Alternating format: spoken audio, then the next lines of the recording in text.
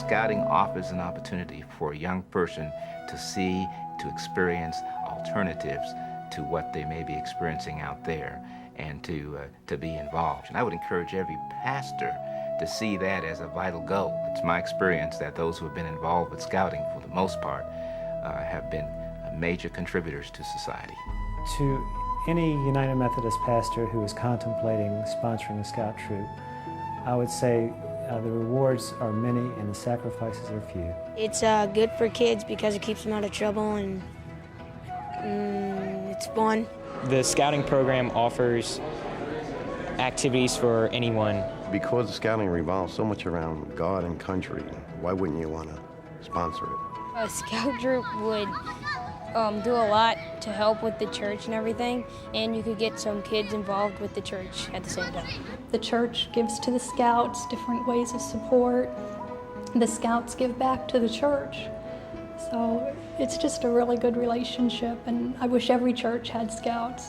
I advise to have scouting in the past year because you can get, you give benefits and we give you benefits too. I started the congregation we now have. And when I was sent, I wasn't sent to a church. I was sent to a community. And the goal was to strengthen the lives of the people within that community. As all those people started coming, some of them were people that knew about scouting. What happens is you find somebody with a calling, somebody with a mission, somebody with a drive, and we have one guy named Tom McKee who said, I want to do scouting. And once he started, he attracted other people who said, we want to do scouting. And they attracted other people. And before we knew it, we had the whole family. And it had a life of its own. We didn't birth it. It kind of just showed up with us. My role as a pastor was simply to get behind it and say it's a good thing and then get out of its way. I didn't have to do anything. As a unit serving executive employed full-time by the Boy Scouts of America, it's my job to bring to you all the resources of the local council. What we want to do is help you recruit the right leadership in your church to be the scout leaders. And we'll take those leaders and we'll train them, so you won't have to worry about that. And we'll provide support from the district and council volunteer structure to help develop a scouting program in your church that's going to serve your youth-serving needs and develop the boys in your community. The program is, from Tiger Cubs. We have Tiger Cubs that use the facility. We have many, many Cub dens that use the facility and Webelos groups that use it. The Boy Scout troops are here. You've talked with them this evening. So they use it quite heavily on Monday evenings. And then the venturing crews, we sort of alternate because we use this facility here. Many of the youth that are involved in scouting, any one of those programs that I just described, are also, many of them are members of the church.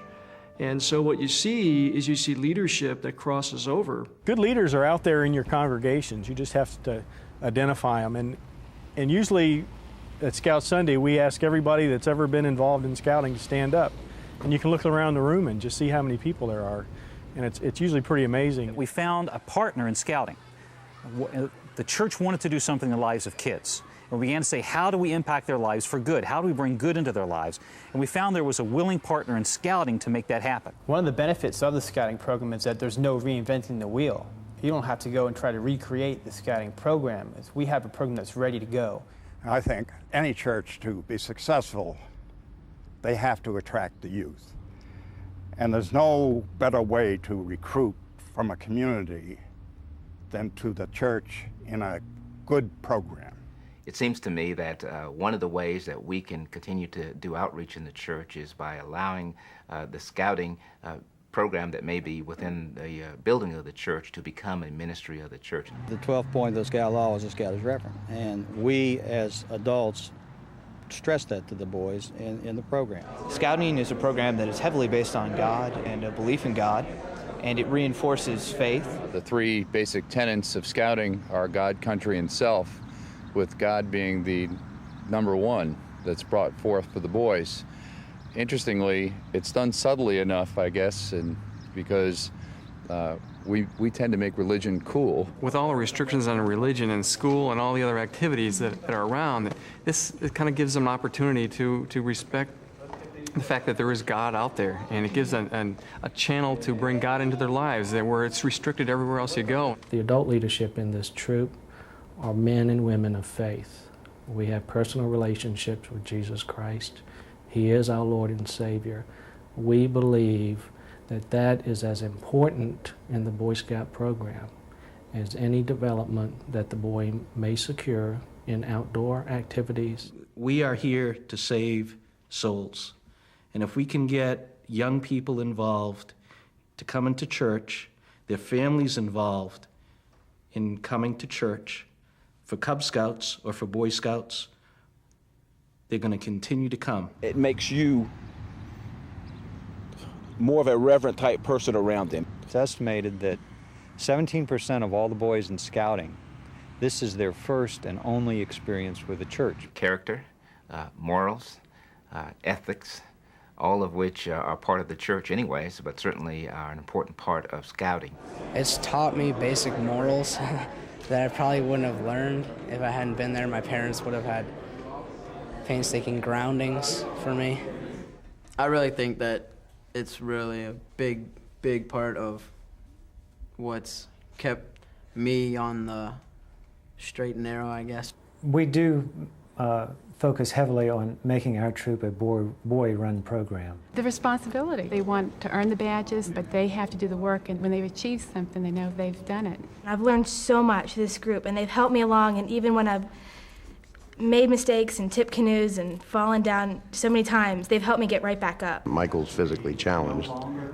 One of the reasons we wanted to get him in there was to get him to open up a little bit more, and his self-esteem level, he's been in now 3 years, and his self-esteem is just incredible now. It presents us an opportunity to communicate.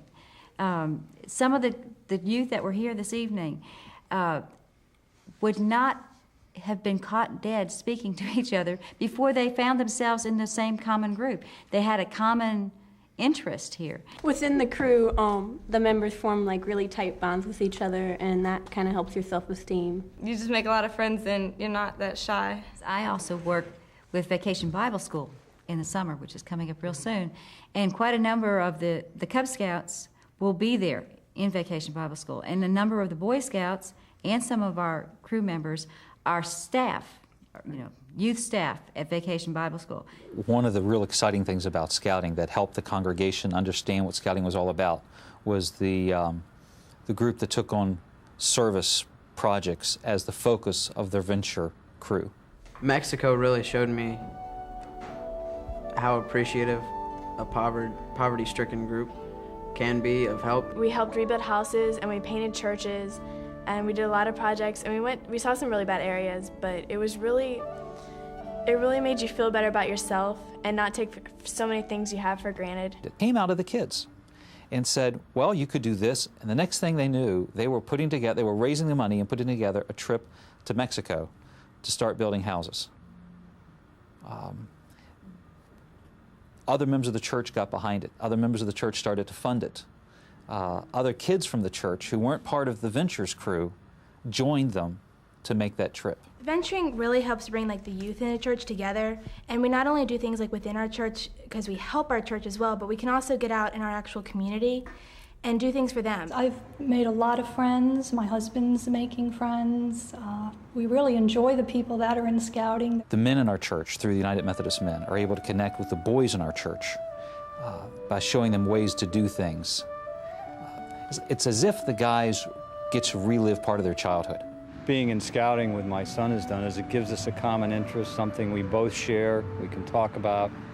Well, it certainly has brought us closer together as a team, as a father-son team. We have the opportunity to spend just countless hours out in the woods together. I think the word that comes to mind first when I think of Scouting, above anything, is fun. They're here for a good time, and I have to admit I enjoy it too. I like the campouts because it's fun. I enjoy adventuring because I like to adventure adventures and I like to go hiking. It's just continual fun. And it's really exciting.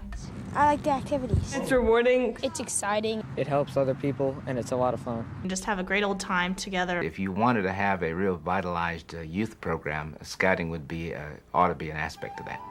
I show up at Scout functions, so I get to see the parents, they get to see me, and see me as connected to the community. And then that makes them interested in what kind of church is this committed to the people of its community. And they come in that way. I sometimes am invited to Eagle Scout ceremonies and get to meet people that way. We do a God and Country Award, and every kid that goes through God and Country here, I involve myself with those kids and get to know them and get to know their parents and the leaders who are helping to do the program. It isn't an overtly evangelistic approach for us. For us, it is more of being part of the community. And it makes a big difference in those people's lives when they see a church that cares about them.